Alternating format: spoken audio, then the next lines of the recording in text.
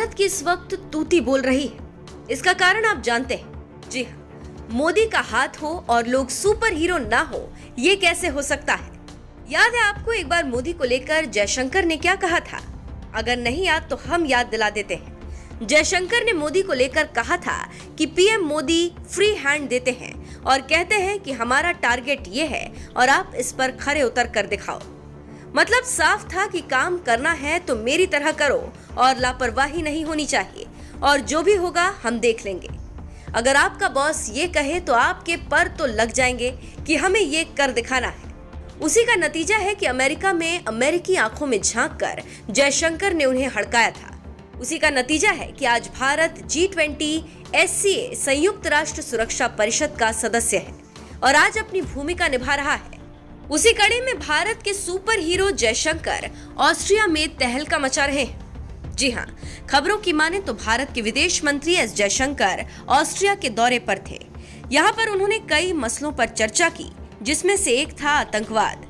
एक इंटरव्यू में जयशंकर ने पाकिस्तान को जमकर धोया और यूरोप को समझाया कि आतंकवाद पूरी दुनिया की समस्या है। इससे पहले भी जब उन्होंने ऑस्ट्रिया के नेताओं से मुलाकात की थी तो कहा था कि आतंकवाद का केंद्र भारत के एकदम करीब है। यूरोप के नेताओं को बताया था कि कैसे आतंकवाद शांति और स्थिरता के लिए बड़ा खतरा है। जब इंटरव्यू में एंकर ने इस बात पर एतराज जताया कि उन्होंने पाकिस्तान के लिए आतंकवाद का केंद्र बिंदु जैसा शब्द का प्रयोग क्यों किया, तो जयशंकर ने अपने ही स्टाइल में इसका जवाब दिया। एंकर ने जयशंकर से पूछा कि आप पहले भी पाकिस्तान को आतंकवाद का केंद्र बिंदु कह चुके हैं, क्या ये शब्द ठीक रहेगा? आप सुनिए कैसे एंकर और पाकिस्तान को जयशंकर ने धोया। Before you said you're a diplomat, but several weeks ago you called Pakistan, your neighbor, the epicenter of terrorism. Well, I did it again today without using the word Pakistan. Yes, and this doesn't sound very diplomatic, does it? No, because you are a diplomat doesn't mean you are untruthful. I could use much harsher words than epicenter. So believe me, considering what has been happening to us, I think epicenter is a very diplomatic word. Because this is a country which has attacked the Parliament of India some years ago, which attacked the city of Mumbai, which went after hotels and foreign tourists, which every day sends terrorists across the border. But of so course, sometimes not, when but we of talk, course not as a country. Well, if you control your sovereign space, which I believe they do, if the terrorist camps operate in broad daylight in cities with recruitment and financing, can you really tell me that the Pakistani state doesn't know what's going on? Especially if they're being trained in military level combat tactics.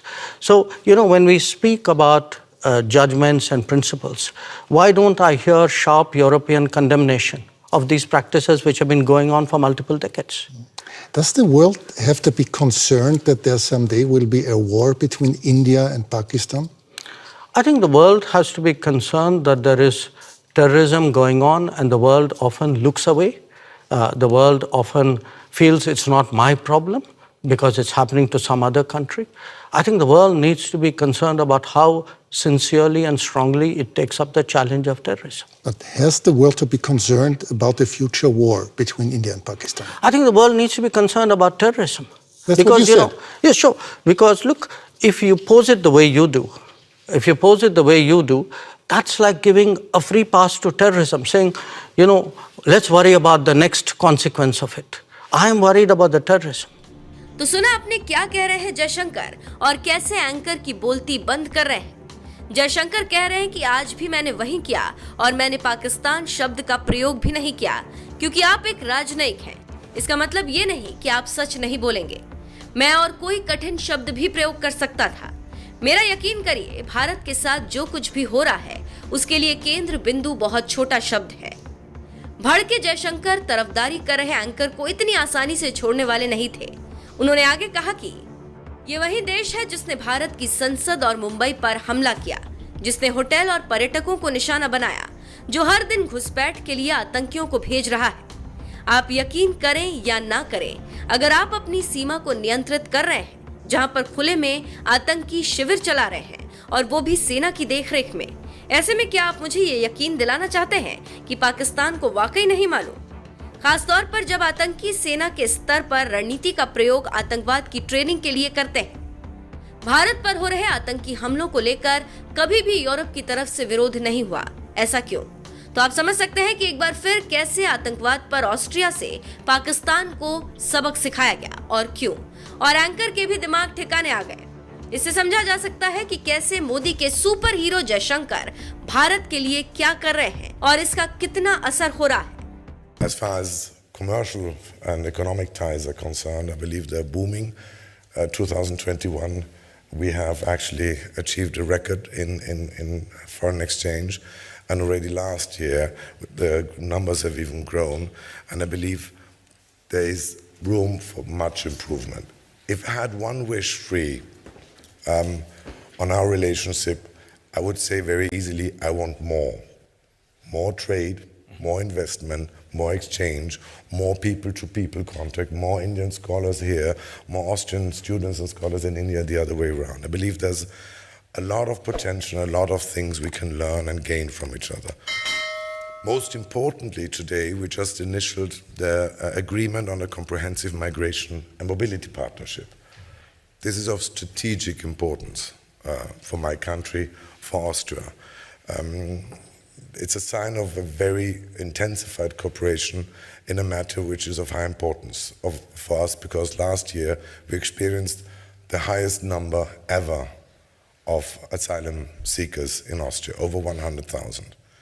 And we had exploding numbers of Indians coming illegally via Serbia to Austria. Reaching from 2021, we had 600 asylum applications from Indian citizens in Austria, and suddenly they reached 18,000 last year. The numbers have now decreased. We have pressured our Serbian friends to align the visa liberalization policy to the EU policy, which they have done, thankfully, and now the number has decreased. But I'm especially happy about this agreement we have initialed and finalized today, because the problem is not immigration. The problem is not migration, to be very clear. We want that. We need that. The problem is illegal immigration. And here we have a very common view that this is something we don't want. We spoke at some length on the threats to international peace and security that is posed by terrorism, including its cross-border practices, by violent extremism, radicalization, and fundamentalism. Their effects cannot be contained within a region, especially so when they're deeply connected to narcotics and illegal weapons trade and other forms of international crime. Since the epicenter is located so close to India, naturally our experiences and insights are useful to others. With regard to the Ukraine conflict, let me underline that India remains deeply concerned. We sincerely believe that this is not the era of war. Differences must be settled on the negotiating table. It is imperative that there is a return to dialogue and diplomacy. Prolonged conflict will not serve the interests of any party. My Prime Minister has been in contact with the leaders of both nations, pressing our point of view in that regard. We are also increasingly anxious about the knock-on effects of the conflict in terms of accessibility and affordability of fuel, food, and fertilizers. This is a growing concern for the Global South.